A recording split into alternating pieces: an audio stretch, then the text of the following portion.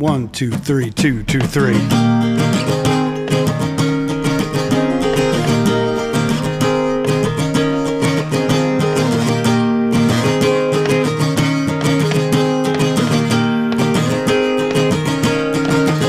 She'll take your body but save your soul. She starts off rocking, then she rolls. Then she'll fill your mind with evil thoughts, like the time you had her on the rocks.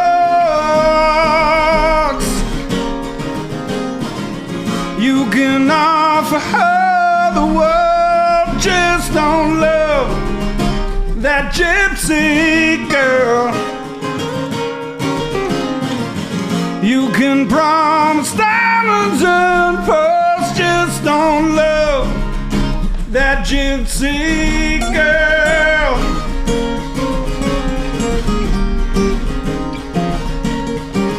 It's a kind of love that breaks your balls. Then she'll drown you in some alcohol. You pay your price when you get down. It's a sin she gets and she's in town. You can offer her the world, just don't love that gypsy girl.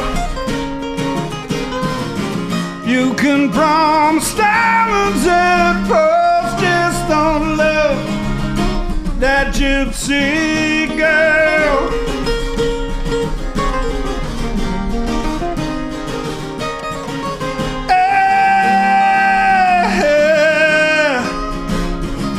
Just don't love. Don't you love that gypsy girl? Yeah, well, alright.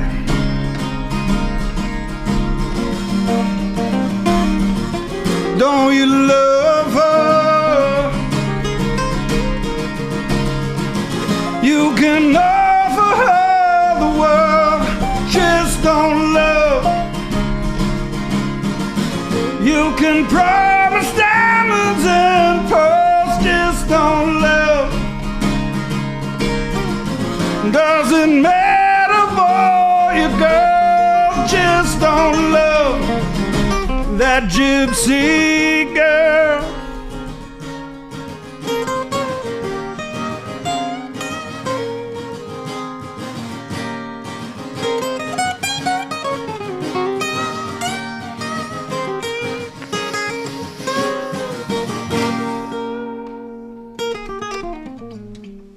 Nice. Yeah. Woo. What else you got, Bang? Oh. Yeah. That's a beautiful song. Did you like the little pentatonic noodling? Oh, yeah. I thought it was really, Yeah. very, you know, my experience in the studio has always been to just go nuts. So that's kind of been the thing. Everybody just play whatever you want. What are you, knuckin' futs? Yeah. Knuckin' futs.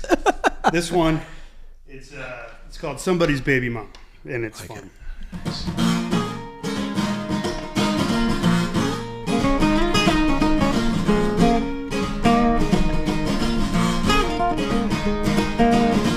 Let me liberate all your skin. Know you're tired of living in. Let me be the candle to show you the way out of the darkness and into me. I bet you still taste sweet, but you're somebody's baby mama now. I bet you still taste sweet, but you're somebody's baby mama now.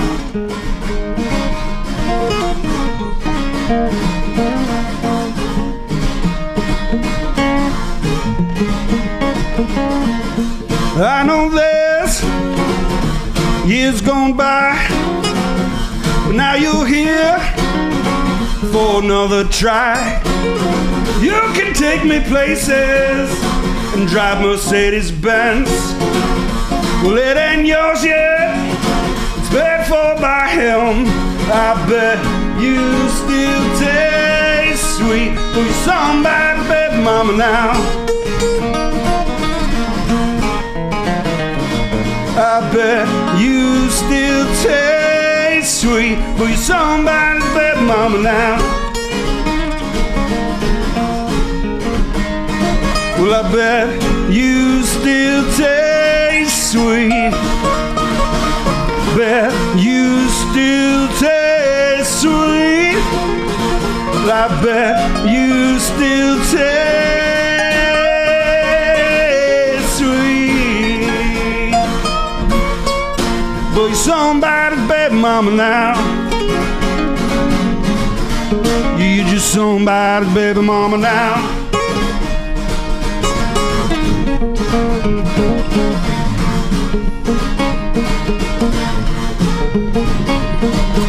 Bet you still taste sweet.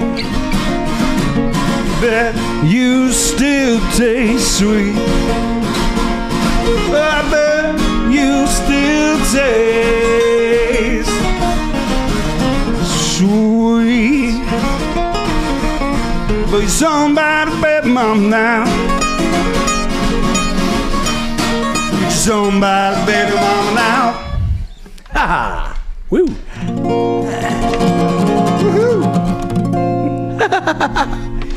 Yes, that was nice. That was cool. Or as your kid says, woo! Hey, everybody! Welcome back to the Tasty Twist podcast in beautiful Ludlow, Vermont, at Okemo Valley TV, episode number 38. Thank you, Patrick, for manning the cameras and everything, and our good friend you just heard, Kris Montgomery Pedersen. Some killer songs that you have right there. And thank you for the copy of Gravel Church.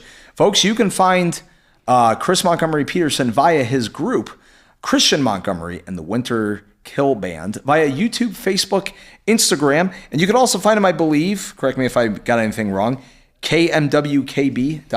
Is that correct? That's correct. Awesome.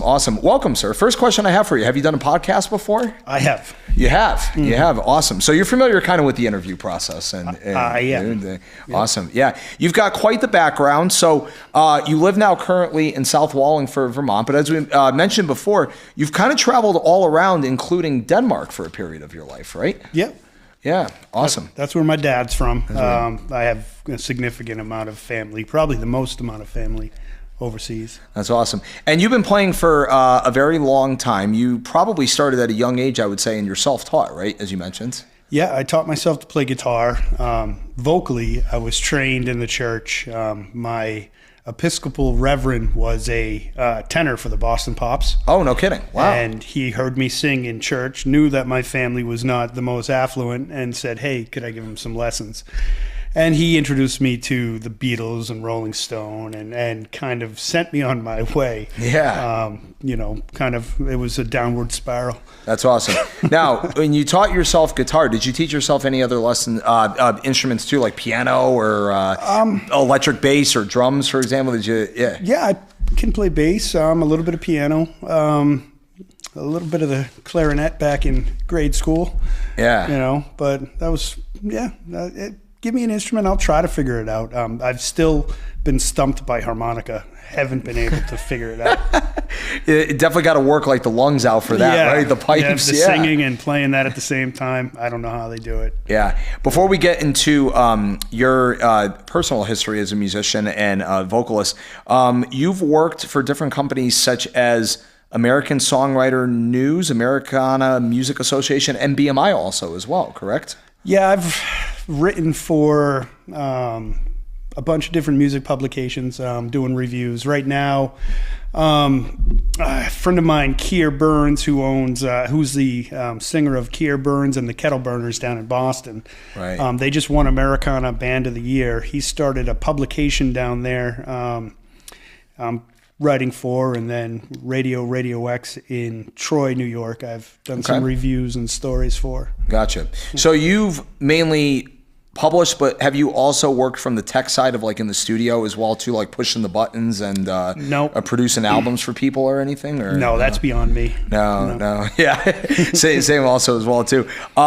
And so yeah, take us up how to you got into the Boston area, and you've had quite the history between touring nationally on the band. Just tell us a little bit about your bands that went nationally, based out of Boston. Well, we had a band called Under Eve that got some pretty significant attention. Bone Dry System, we toured significantly. I was lucky. I had a lot of very close friends in the industry. One who just passed away, the gentleman by the name of Steve Morse. He was a music critic for the Boston Globe. He just passed from cancer. He wrote my first music review when I played Great Woods at 16 years old. Oh, wow. So that was pretty cool. Who else was on that concert? It was called The Big Gig. It was a giant conglomeration of all these local musicians. I mean, had to be at least 100 bands. It went all day. I believe the Neighborhoods, which were a huge Boston band, headlined. Right. Was it like a multi-day festival or just one? No, it was just a 24-hour, a one-day thing, And the band that played before me was a heavy metal band, and they came out, introduced their one song, Swearing Up a Storm. I came out and dedicated the song to all the girls who were dressed like they had self-respect. And my grandmother was in the crowd, and you could hear her go, "That's my grandson." And Steve thought that was the funniest thing he'd ever heard, wrote it up in the paper, and that was like my first review. That's fantastic. When I listened to a bunch of your tunes today, I got very much a sense of a mix of rock, blues, and country influences. Would you agree that that's probably the lines that you go by? Or? Absolutely. My first concert ever was, my first two concerts were Larry Gatlin and the Gatlin Brothers, followed by Tom Rush, then followed by Ozzy and Anthrax. Oh, wow. So I've always had a pretty big, diverse library of music. My family was a huge country music family, from John Denver and Johnny Cash, Willie Nelson, Merle Haggard. I grew up with like a heavy dose of that in the household. Old vinyl and 8-track and cassettes and all that. I had my Aunt Patricia would play the Muppets Christmas album to put me to sleep at night.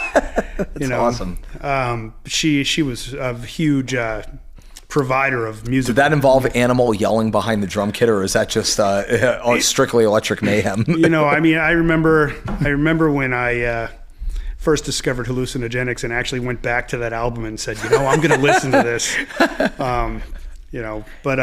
It was from that I was in a metal band in high school, and then from there I got hired to do a ton of session work and started other bands, and it kind of just became this thing where I had so many different friends who played so many different instruments, and I wanted to perform with every single one of them, so it was kind of fun to just jump into a band for a little while. Before you formed the bands you mentioned, like out of the Boston area, did you like just get together with people, say like in garage band setting, and you would just bang on instruments and just like see what you came up with? Or, yeah, pretty much. I mean, I had a band called Laugh at the Monkey that was... we had a 4-piece horn section, and it was kind of, if you remember, there was a band from New York called White Trash that had this killer horn section. I've heard the name. I'm not as familiar. Their big hit was called Apple Pie, and they were just cool. I wanted to be like them. Yeah. Did they actually like eat apple pie as like, motivational food? When I played Little League baseball back in Connecticut, one of my coaches used to make us chicken wings every Saturday morning, and strangely enough, I think my folks can attest to this. I should remember this, but I don't. I think we won every single game that the chicken wings were involved. So I'm curious if you ever had apple pie in the fold, then it would be the best show ever, man. Yeah, you never know. Yeah, it's that little sugar rush, you never really know. Yeah. Take this as a compliment also too. I think he's a former Vermont resident, but one of my favorite now solo country artists who was the lead singer of Stained Forever, Aaron Lewis comes to mind when I hear your voice. Like, so I don't know if he was an influence either as well too, but I get an Aaron Lewis. We've got the bald thing in common. I've had a couple of people, say that to me. You look kind of like a cross between Aaron Lewis and Dana White. Thanks a lot. Thanks a lot. So tell us about your time on the road nationally. Did you ever tour out of the country or just in the United States? No, I've toured out of the country. I've been to Japan. I've been to Scandinavia, to London. Pretty much the more music consuming cities. But I've hit almost every state, I think, too. I haven't been to Alaska, and my older brother lives there, and I still haven't visited. But I should. Have you been to Hawaii? No, I haven't been to Hawaii either. But I've had a lot of fun traveling. I'm one of those people. I'm a type 1 diabetic, and so I think that if I put down the tools and toured, I might actually live longer. I'm probably one of the fewer people that could say that. Yeah. Put me on the road and just let me go. Yeah. How was Seattle? I'm assuming you've been to Seattle for the grunge scene up there and everything. Yeah. Here's a cool story for you. If you know Pearl Jam. Mm-hmm. So Pearl Jam, the guitar player Stone Gossard, he was in a side project called Brad, and the singer was my friend Sean Smith. And so when Stone wasn't with Brad, they called the band Satchel. And Satchel was a huge influence of mine. Sean Smith, God rest his soul, he passed away. He had a torn aorta. He suffered from high blood pressure and the aorta. I'm heart. Testing. I was about to say it's the main artery for the heart. Yeah, that's what I thought. But I met him at Bunratty's in Boston. They have a song where the first line is, "Chelsea dear, it's a long way to Boston, but I want to go." So of course I had to ask him, who's Chelsea? So I go over to the most approachable person, the drummer, and I said, "Hey, what's up with that song? About with Chelsea, who's Chelsea?" And he says, "Chelsea's Sean's girlfriend." And I'm like, "But she's making out with that guy over there, and that's not Sean." And Sean comes over to me and goes, "No, that's not Sean." And he put his head on my shoulder, and we kind of became pen pals after that. Oh, that's great. But Sean's kind of, posthumously known as probably one of the most prolific songwriters from that Seattle scene. Yeah. He, the Low Fidelity All-Stars covered one of his tunes. That was a big thing for him. But, his music is beautiful. He plays piano. Mm-hmm. And they just released a album posthumously. Sean's, big old beard, always, larger than life. Amazing personality, stage presence. But, we lost way too soon. But, he was my favorite Seattle singer, after Chris Cornell. Yeah.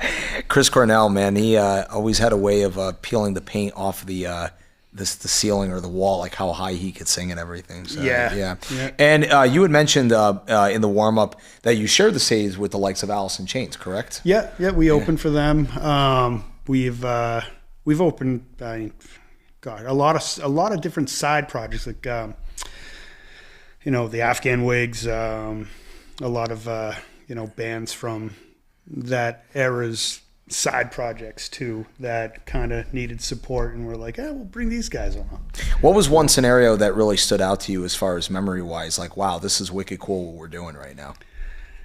My favorite is I don't know if you remember the band Dada by any chance. Not that familiar. They had the most memorable line is, "I just flipped off President George. I'm going to Disneyland." If you ever remember that. No, but that sounds funny. That was a big hit, and we opened for them one time, and my guitar player approached the singer, and he goes, "Listen, I've been drinking, and if you play that song tonight, there's going to be trouble." And then he proceeded to stand in front of the guy. At the very end, they play the song, and he just took off. And Charlie jumped on the stage and ran after him, gave him a big hug, and was like, "I was only messing with you." But it was that was hilarious. Like some of the shenanigans that happened, Oh, sure, back in the day, yeah, absolutely. What was the so far up to this point? What's the largest crowd you've ever played in front of? I don't know. Probably, 5,000 people. I don't know. It's a good amount. Yeah. I remember. Did it give you butterflies when it first happened? Well, the show that I was talking to you about before we went live, the big gig, was a great experience for me because it was sold out. And Great Woods, which is now the Tweeter Center or something else now. Yeah, every the Xfinity Center. Oh, okay. Yes. Yeah. I mean, that's a huge venue. I think it holds like 10,000 people or something like that. I mean, a lot of people. Yeah. And that place was completely packed. And I came out there as a 16-year-old kid, told a joke, and then played the song, and was like, "This is no sweat," Yeah. And so it was kind of a good start for me. It was like, what could happen, Yeah, absolutely. Guys, once again, we're hanging out with Kris Montgomery Pedersen of Kris Montgomery and the Winter Kill Band. Once again, you can find him YouTube, Facebook, Instagram at Kris Montgomery and the Winter Kill Band, and their website, kmwkb.com. You have coming up, actually, hold on. History lesson I want to tell, because this is really cool. I wanted to bring up Howard Stern. Yeah. How did you get on board with the Howard Stern show way back in the day? It was just through a friend who had a connection there. And Howard is a big fan of striped bass fishing, and I lived on Cape Cod.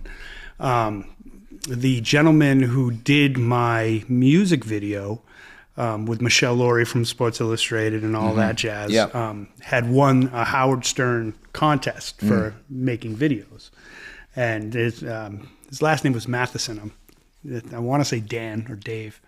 But it was through that experience that got us on there. And was it nerve-wracking? It was because I grew up sitting in parking lots late at night back when he was on at night. Yeah.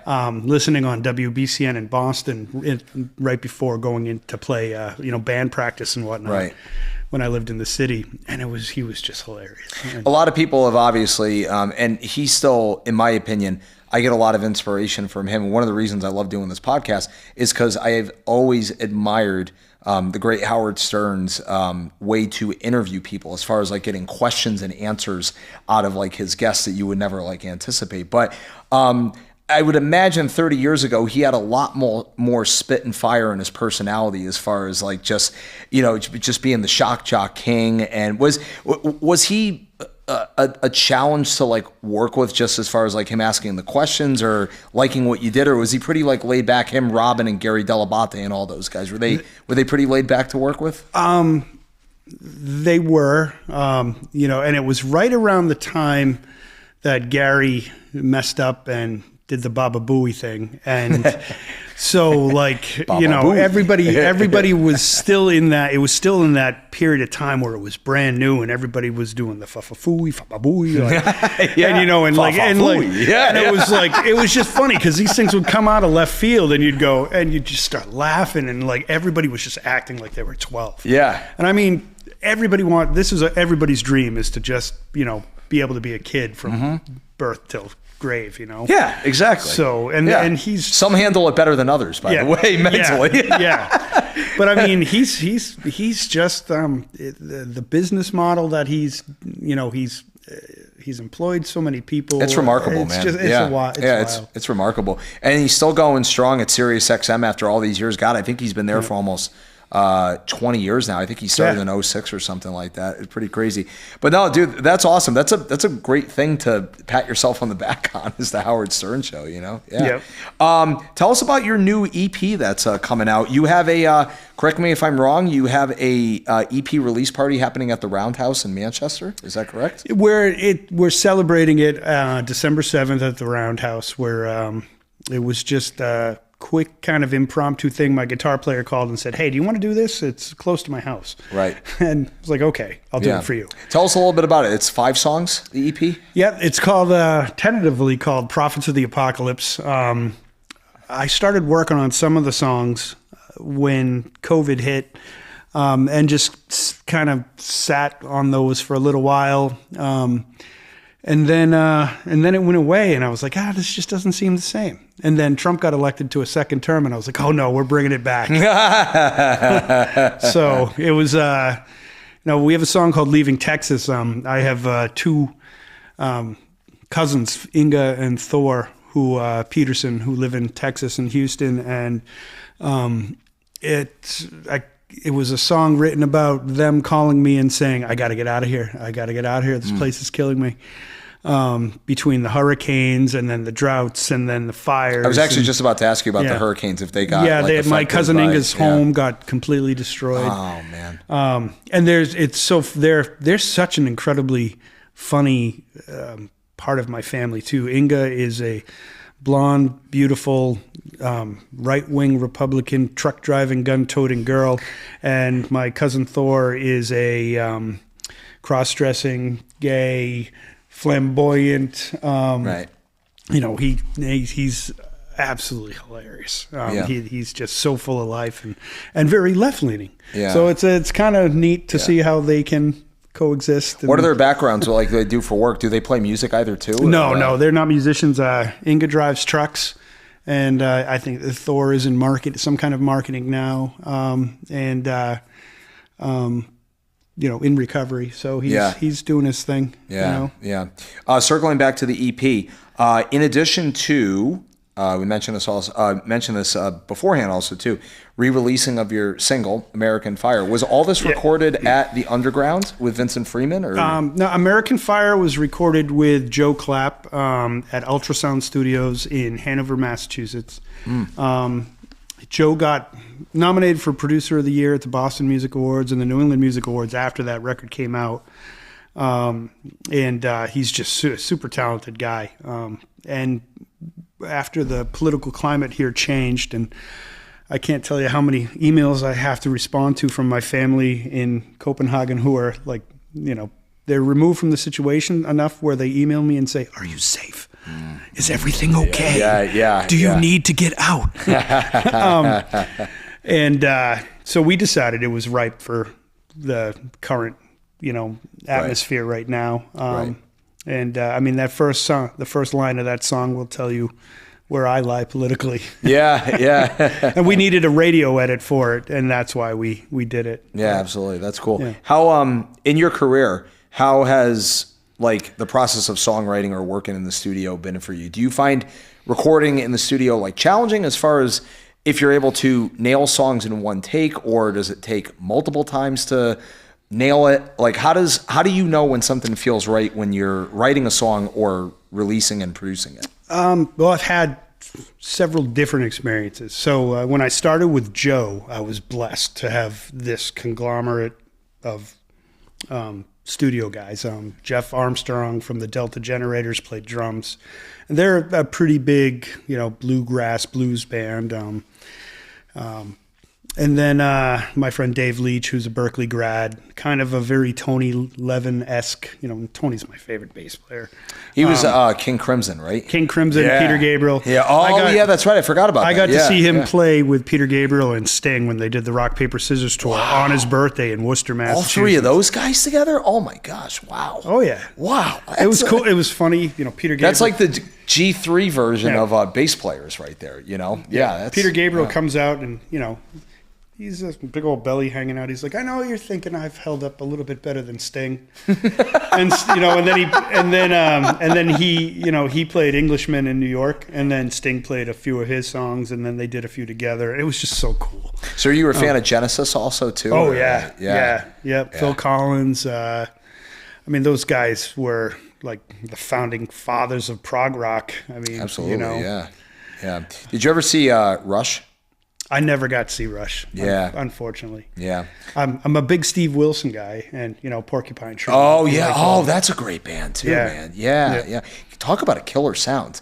I love when you get bands like that. Just the sound is just absolutely incredible. I discovered Porcupine Tree years ago.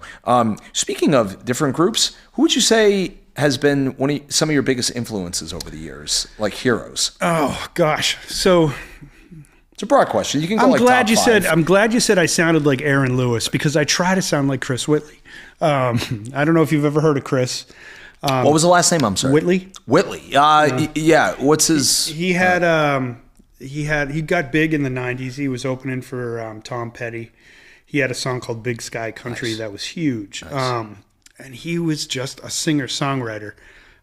He played a dobro with a humbucker glued onto it, and it was loud and it was beautiful. And his lyrics were very Dylan-esque. And then the industry got to him. He got addicted to heroin. And then when he decided to clean up his act, he got cancer. But his daughter Trixie still plays out. But his mom is buried in Stockbridge. Oh, wow. His mom was a Vermonter and his dad was from Texas. So he kind of split a lot of time back and forth. So I'd like to think he got a little bit of influence from the mountains, a little bit of influence from, the desert. But just if you get a chance to check him out, Chris Whitley. Okay. It was just beautiful songwriting, and the way that his voice when he wanted to blues out, you'd be like, okay, I can feel it. And that's what I'm always hoping for, is that people are like, all right, I feel where he's at right now. That's what you always want in music, is you want people to feel like what you're doing. Like it's got to like tug within them, like what you're doing for sure. Yeah. Any others that stand out to you influence wise? Well, Peter Gabriel was a huge influence. From Red Rain and In Your Eyes and all of those extraordinarily emotional songs that he wrote. I try to write from feeling, from the heart. That's kind of my songwriting process is usually, a quick phrase or a tiny little guitar riff that all of a sudden just one word pops, in, and it becomes a poem, and then it becomes a song. And would you say a lot of your work is based on personal experiences by chance? Oh yeah, absolutely. I mean, I've had a writer once said that I made Hemingway look like a Cub Scout, and I thought that was one of the coolest things I'd ever heard. A bass player I played with.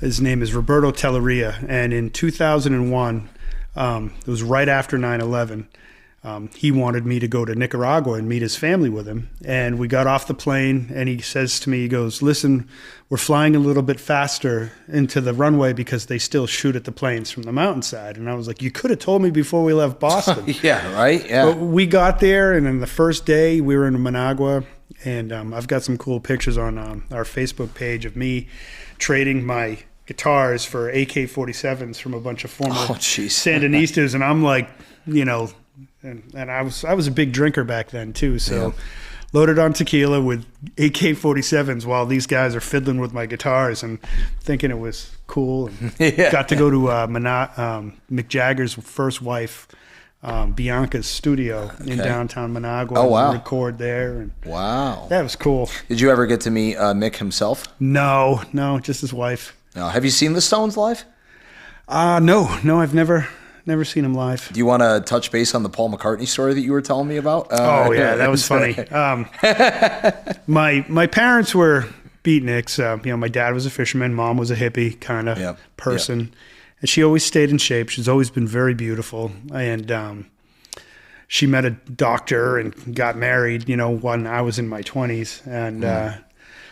She got to go to the Super Bowl, and the one that Mr. McCartney was performing at, and had the opportunity to meet him afterwards. But she said she didn't wait in line. She didn't want to wait in line, and who's he? And I was like, who's Mom? It's Paul McCartney, for God's sake! What's wrong with you? And his doppelganger's right there. Yeah. So Paul. It's my daughter Madeline, who has been my sidekick since birth, probably has every Beatles song memorized. Wow. And on that record right there, Gravel Church, ladies and gentlemen, check it out. There's a song called A Life Like This where track number 8. There's a couple of I don't plagiarize, but I incorporate All the Lonely People from Eleanor Rigby, Yeah, in there, and it fit just perfect. So hey, as long as you're giving the credit where credit's right, due, paying homage to the masters of the trade is important. That's it. There's a killer band that's been around forever called Soul Live. I don't know how much you're into like jam band or like funk type bands, but they always do. At a lot of their shows, a killer version instrumentally of Eleanor Rigby. So yes, that song, like all the Beatles songs, translates very well to whatever band like covers them and everything. Yeah. Speaking of that, what would you say besides originals that you like to cover the most if you cover songs with your band or solo? Well, we're doing a pretty wild version of Purple Rain by Prince. Nice. That's fun. Nice. My guitar player John he's really good. He's as far as influences are concerned, he's very sounds a little bit like Slash, little Jerry Cantrell-ish. He likes the heavier Marshall half-stack stuff, and plays Les Paul. Now, is this the same? So I watched some videos, I think, from a show outdoor show you did in September. Is this still the same lineup? Same lineup, yeah. So, your guitar player, he's a player, man. He rips. John, we got invited to play the Eastbound Throwdown with Eastbound Jesus and a bunch of other really, really good bands. And Greg Bell said, listen, I can't really give you much, but I'm going to give you the opportunity to get the crowd to like you. And I think we did a pretty good job. People seemed to dig it, so it was cool. That's awesome. I forget already if we talked about this beforehand, but how did you stumble across Wallingford, Vermont? Or how did you end up in Vermont? That's a long story. Yeah. So I went through a really bad divorce, and I wanted to remain in my kids' lives, and it was terrible. My ex-wife went through my current wife went through a terrible divorce as well. And I had a back and forth with a judge, and he threw me in jail for 6 months. What he did was wrong. It was creepy. He had found out that I was lobbying for family court reform in Massachusetts and for a House Bill 3090, which was saying that if mom and dad get divorced, dad gets the kids half the time, mom gets the kids half the time. It's in the best interest of the children, as long as nobody's stupid. Right. And so they threw me in jail for 6 months. The Gravel Church was actually written about the little area that I was allowed to walk in, and I wrote the album in Plymouth House of Correction. Razor Wire Heart was a song that I wrote for my kids while I was there. And when I got out, my wife said, "You're going to start playing music again." And because I had completely hit rock bottom, fallen apart, I had my kids calling me, crying, telling me how, I miss you, I'm this and that.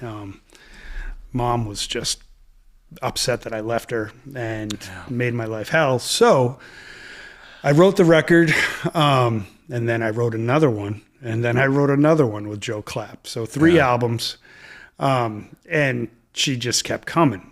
So my wife said, we have to leave. We got to get out of Massachusetts. So we moved to Vermont. Wow. And I hooked up with Andrew Koss, whose clients before me were Alicia Keys and John Legend. Wow. And we wrote an album together. Well, I wrote it. He recorded it with John Clark, my guitar player, playing. It was one of those things where I thought each one was going to be the last one. Right. And then people seemed to dig it. So it was like, okay, let's see if we can get this to another step and another step. And you know what? The story is, it obviously hits home for you, but it's so inspiring to hear that this is ultimately what brought you back up after like that dark time. And I find that incredibly powerful to hear. Because we can say to ourselves as our own worst critic, this might be the last one. I don't know if I'm going to record again. But dude, as you know, as you would tell me also too, just keep playing and keep writing, because as long as we're alive on this beautiful blue circling rock, like out an infinite amount of space, we should just keep like throwing stuff out in the world and just see what happens. You know? Well, I think if you take a step back and you listen to the classics of, or your personal classics or what you consider to be classic. Yeah. And then you step away from your songs for a little bit and you return to them, you'll find yourself going, it's really no different. Mm-hmm. It's he told his story or she told her story. I told mine. Yeah. And who knows who's going to pick it up and make it the next, right, number one hit or, classic rock, ballad that's going to take off. And so, the next one, it's almost, it's like storming Normandy. You just take the next hill. And in a way, it's a great motivational piece for any musician to motivate themselves to keep on writing and support other artists of all different backgrounds that have different voices and everything, like which what we meant about. I'm curious your take on, you've spent so many years in Boston as a musician. You've traveled nationally, the country, as a musician. Is there anything specific that stands out to you about the local community and musician vibe here in Vermont, like that's so supportive to local arts and entertainment? Yeah, when I first moved here, I just kept hearing about this guy, Rick Reddington. Yeah, shout out to Rick. And then my buddy Barry Schoenwetter, who's a guitar player from Pownell, and I would jam all the time. And Barry's he's just a good friend. He drove me to Stockbridge, and I played at the Wild Fern. Yeah. Oh, you have played at the Fern. Yeah. That's a great spot. Yeah. It is a cool spot. And, I stopped there on my way back from seeing Vincent at the Underground. Yeah. But, I did a guy named Mike Matrano hit me up and said, hey, would you play this, singer-songwriter? Just saw him yesterday, met him for the first time. He's a really nice guy. Yeah, Mike. Super cool dude. Yeah. He put me on stage with Phil Henry and Brianna Elaine. Mm-hmm. And shout out to those guys. Saw them yesterday. Krishna Guthrie. Mm-hmm. And we did this kind of, singers in the round type of thing. And, I think I might have got Phil Henry a little bit upset when I talked. I kept telling him how awesome his capos were. He had these killer capos, and I was like, they are so cool looking. Phil, shout out to you. They are. They are cool. Yeah. But, I got to be friendly with Brianna, and she asked me to open for her CD release party. Yeah. And I often have a chip on my shoulder because I grew up extraordinarily poor. There were times in my youth where food accessibility was poor. And, my family was not rich. And when my father left, he bankrupted my mother's side of the family because he didn't pay a note on a fishing vessel that my grandmother had co-signed for. And so she lost everything. But I try to knock the chip off my block as far as I often see, myself competing with affluent artists who have more resources and who have far more time and money to pursue their goal. And then I just have to kind of take it back and just say, we're all just telling our story. And I kind of see Vermont as this blue collar, everybody seems like to come from a similar spot. Boston's different. You've got your college scene.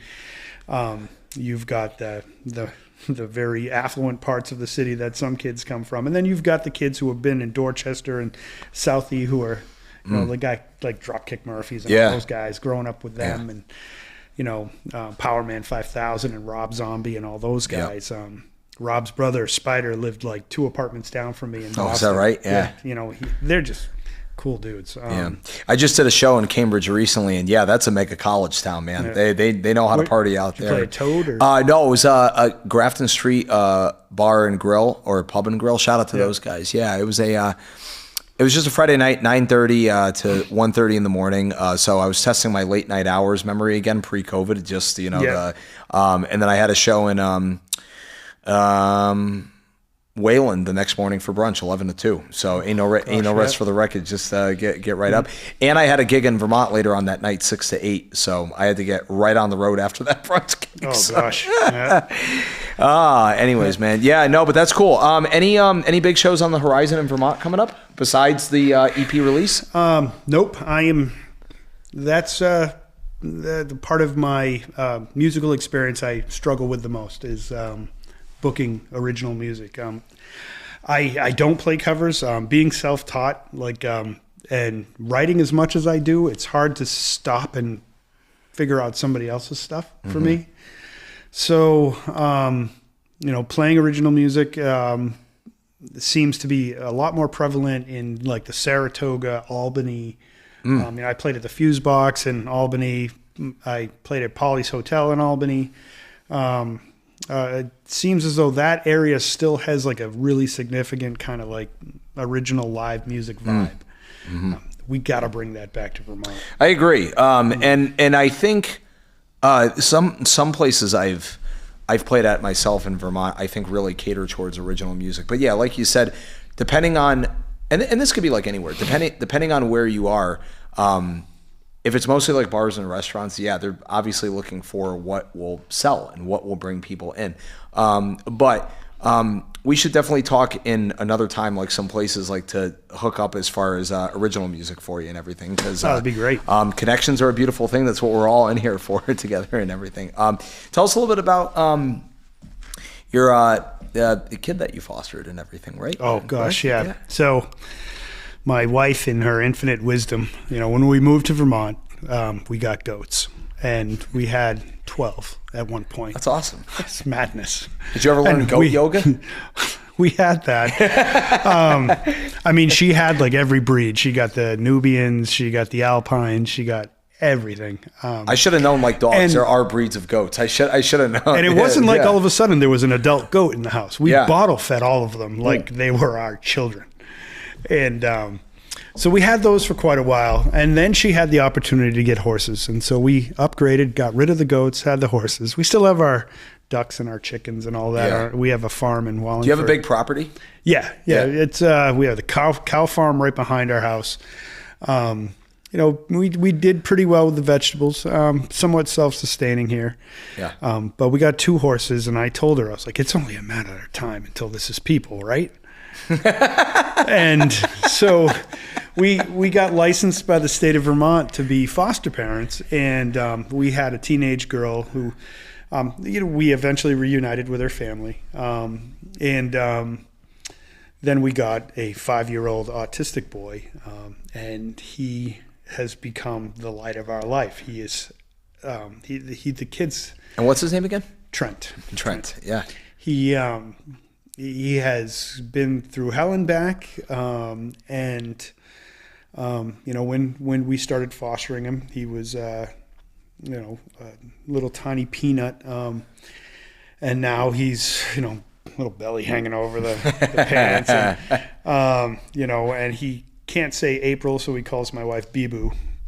And I'm that's Christian. cute. I'm just Christian. He can say my name Christian, fine. Yeah. But most of the time I hear no Christian, Bee-Boo. And so he's got his favorite.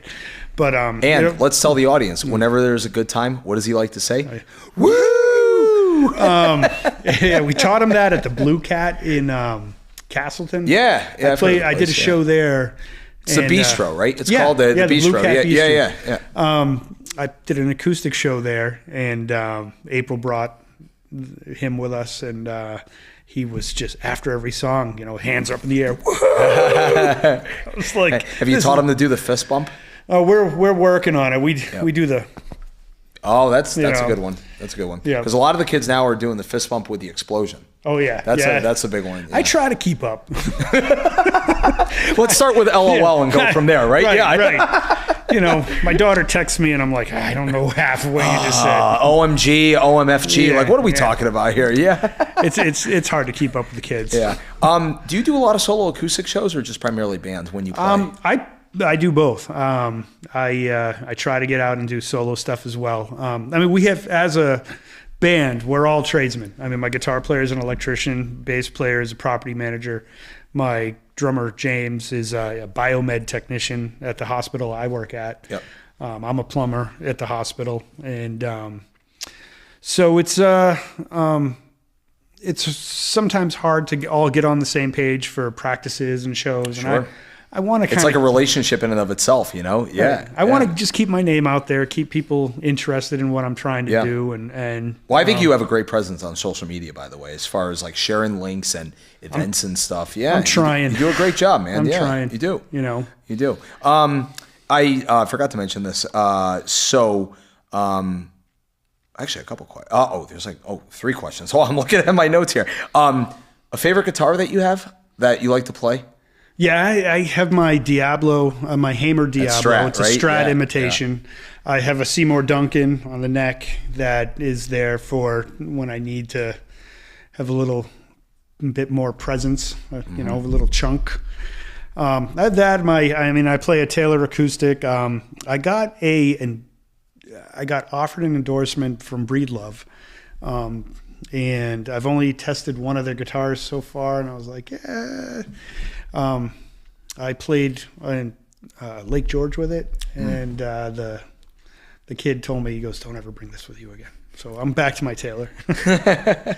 But I play a Hagstrom, and I have a Fender Jaguar too that So you're not set on any particular like sound or style on a guitar? No, it could change any minute. I'd love to get a 12-string. That's my next endeavor. Rickenbacker. Get a Rickenbacker 12-string. Yeah. That could be a good one. Yeah. That could be fun. Yeah. I mean, being self-taught, I'm just going to make noise and see what melody goes with it and go from there. So, It's like former IndyCar racer Danica Patrick said one time on Joe Rogan's podcast. She's like, when I'm off the clock, I don't care what car I drive as long as it gets me from point A to point B. I'm not like sold on any particular. She's like, she's not a car geek. She's not a gearhead. She's just like, yeah. And I'm kind of the same way too. I'm like, dude, just give me a guitar that works. Like, I don't care. I just want to play it. So that's cool. Kind of a 2-part question. Technology nowadays with social media, pros and cons, and how much has just changed in general since you've started out like on the road and Vermont as a musician, just in general, how much has changed? So, I grew up in an era where, I call it the era of gentlemen savages, where we had stage diving and mosh pits. And I played at, the Lollapalooza at Great Woods, where they took the back fence, made these giant teepees and then lit it on fire, and we're just jumping around it in this like Lord of the Flies kind of tribal thing. Tequila, I'm sure, was involved, right? There was some shenanigans, and I'm in recovery. I don't drink or do any drugs or anything. I did a long time ago, but I find that today it's just. It's different. It's not as savage, or it's not nearly as savage. The kind of experiences I had and the camaraderie that I shared with other musicians, I don't know if that'll ever be like the same. Right. Yeah. I often felt that some of my musical heroes got to a certain point where they said, you know what? I can't have body piercings anymore. Yeah. I'm a dad now. Yeah. I got to cut my hair. I got to, and I think things at that point kind of got watered down. Yeah. I mean, that's an excellent take on it. I think that, I think everyone is definitely, for lack of a better term, whether it's, PC or CC, meaning, cancel culture. I think just a lot of people, primarily because of everyone's got a phone now and a camera roll to document stuff. Society as a whole is how we engage face to face now with like phones, and anybody can document anything and have a voice. I think everybody is definitely like all more careful, like back in the day. There's more fear than ever of like, hey, being on the front page of like New York Post if like something like bad happens, to some degree. But it is also kind of inspiring that a lot of the old bands, say for example, the Rolling Stones and Paul McCartney, for example, Bruce Springsteen, that they're, and some of the guys left in the Grateful Dead and Company, that they're in their mid to late 70s and they're still kicking it on stage, like health-wise. So in a way, whether it's, recovery or whether it's just people exercising more in modern medicine, it's great to see the longevity lifespan of human beings like going longer. That like, hey, here's a guy in his 80s that's still dancing up on stage. Yeah, I do believe that Jake Paul just recently challenged Bob Weir to a fight. Did he? Somebody else, right? Yeah, the guy with the tattoo on it. Yeah, which by the way, supposedly Netflix, get your act together, man. That was down for a while. You can't blame the internet service. Was tough. That was tough. Did you watch it? I tried. You tried. I felt bad for Mike. I thought it was, I thought it was terrible. I think that there's so much new out there now that we don't need to to do stuff like that. I'm glad he got paid and everything. Right. Don't get me wrong. Sure. But, and I'm glad he's still around. But if, kind of don't need to go back 30 years like when he was like trying. Yeah. Right. Yeah. There was no nostalgia in it for me. I just felt terrible that I'm sitting there going, oh my God, I hope he doesn't get hurt. Like, You ready for an odd comparison about that, by the way? We'll take this to a whole nother level. So, Happy Gilmore 2 is now coming out. So, talk about going back. Yeah. Backwards, yeah. But you've got supposedly a year in 2026, Toy Story 5 is coming out. Because, again, it makes money. Right. So, we keep like living on like all these old things. I was happy with Beetlejuice Part 2. I think Winona Ryder is still hot. Yeah. So I thought that was cool. Just it had enough of the nostalgia, but it had a modern presence, and that in the new Deadpool movie too. Yeah. Plenty of nostalgia, but it's crazy. It's like it's like Costanza and Seinfeld having the argument with the clown at the kids' party he's hired to have the clown. You're living in the past, man. You're hung up on some clown from the 60s, man. So we're gonna get to that. So we're gonna get to that point where we're arguing about all the old stuff. That's perfect. Do you or your wife? The reason the podcast is called The Tasty Twist, it's because, in a way, in this wonderful, crazy industry that we call customer service and entertainment industry, restaurant owners, bartenders, managers, we're all kind of lumped in with musicians and booking tour. We're all dealing with the same level of like people. So do you and your wife like to cook like any specific type of food? Are you a big foodie? Oh gosh. My wife has been pushing me more towards the vegan thing. But right. I mean, we do like to cook. I grew up on Cajun food. I love Cajun. Collard greens. You put like Cajun powder to like everything. Oh, black. Everything has to be blackened. Yeah. And I mean, speaking from my heart, man. I'm a big Creole guy. Spent quite a bit of time fishing in Louisiana and Florida. Right. So that's my staple diet. Yeah. It's awesome. But we do enjoy barbecuing as well on occasion. She's more of a cook. She's Portuguese, and that's some of my favorite food. I mean, some of the kale soups and all the stuff she makes is amazing. Yeah, those are tasty. Yeah. My girlfriend's vegetarian. She's not quite vegan just because she loves cheese and stuff. So she's not like full vegan. I'm the carnivore of the household. I love chicken, pork, beef, turkey, like all the meats. So we went on a road trip years ago during COVID, and I had vegan chicken tenders like just for a lunch. Oh, yeah. That would take me a few tries to get used to. But I understand why people make the lifestyle change and everything. And God bless them. I don't think I can sell my soul to it quite yet. It's hard, especially with all the Cajun seasoning. You could add it. Yeah. I mean, I try to stay kosher, but it's like bacon is so inviting. Yeah, it is. Yeah, not the plant-based bacon. Yeah. Let's see what else. Do you guys get to travel much? Yeah. We the Denmark trip, right? Yeah, we just got back. I went to Iceland, Copenhagen. I went to Iceland, Denmark, and Sweden. How was Iceland? Iceland was cool, and the volcanoes were erupting. Oh wow! So, and when we landed, you really couldn't see, but when we were leaving, and we had our layover in Iceland on our way back to the States, the volcano it's not a volcano. It was this line of lava next to the runway. Like it was right there in your face. There was By the airport? Right by the airport in Reykjavik. So that was cool. And then that's got to be freaky but exciting to see at the same time. It was neat for, my wife was like, now we can say we saw a volcano. And I'm like, yeah, I guess so. And the runway didn't melt because lava's 2,000 degrees hot. Right. We took my younger brother's ashes to Gamma, which is a spot, ancient spot. Predates Christ by thousands of years. And then we went to Sweden to make fun of them. And we went to the museum there they have called the Grossest Foods in the World Museum.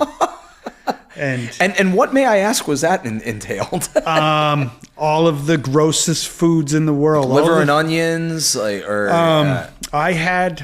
can try some of it there. Some of it is just so out there you couldn't. But they have a sign up that says it's been X amount of days since the last vomit. So an expert. And they give you they give you a bag. But I tried to prepare just in case. Just in case. I tried the Hakari, the fermented Greenland shark. I tried that, and then and then I tried the Papua New Guinea stinky fruit. And then there's a thing from China called the century egg, where they bury an egg for a couple of years. And then it was gross. Oh, wow. Yeah, it was gross. Wow. I didn't throw up. Wow. Have you ever seen John Taffer's show Bar Rescue?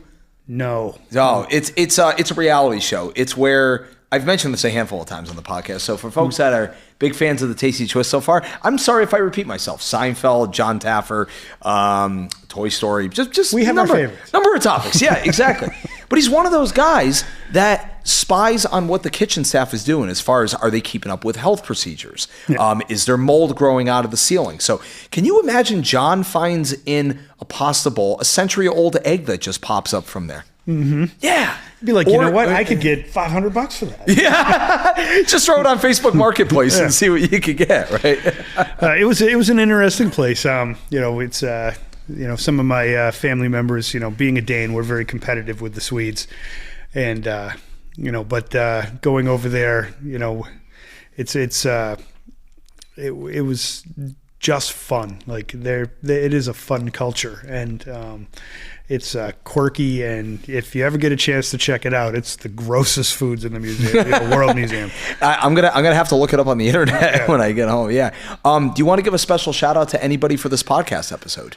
Oh, gosh, sure. I mean, my wife, April, and my Aunt Patricia, my mother in Palm Springs, Florida, who survived all the hurricanes, and my kids. I hope you're watching, and I hope you're proud that I'm still doing this crazy stuff.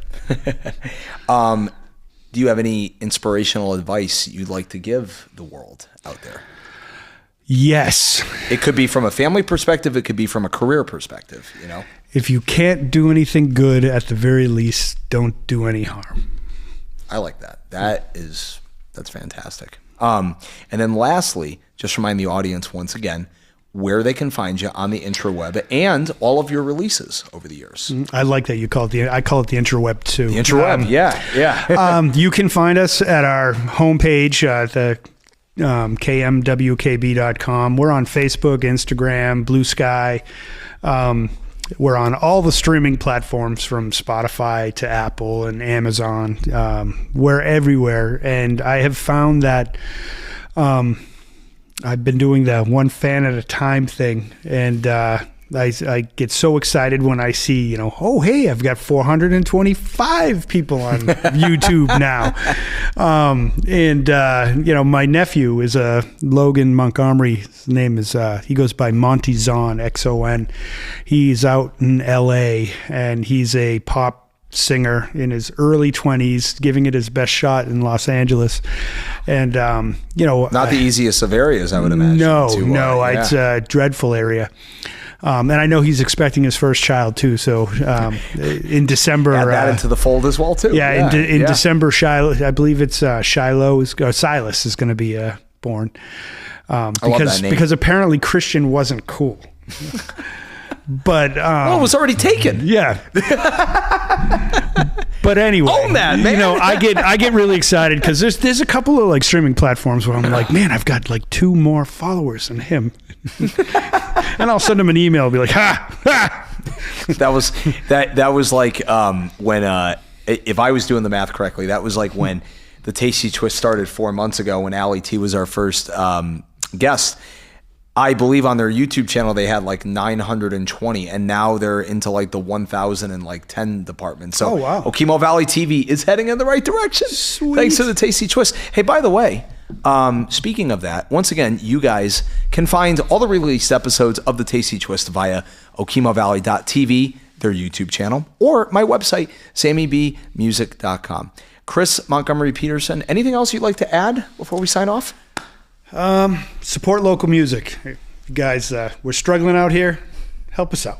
Yeah, and you sound great. Once again, I had a great time on the fly jamming on your originals, man. So I hope we get to do this again for another episode and or out at an open mic, wherever we might find you. So yeah, check them out, everybody. Kris Montgomery and the Winter Kill Band on all the interweb stuff. And once again, they got their EP release coming at the Roundhouse Bar and Grill, December 7th down in Manchester. Once again, on episode number 38 of the Tasty Twist, I'm Sammy Blanchette, host, producer, local musician here in Ludlow. Thank you, Okemo Valley TV. Catch you all next time. Peace. Don't you worry now, my darling. Woo!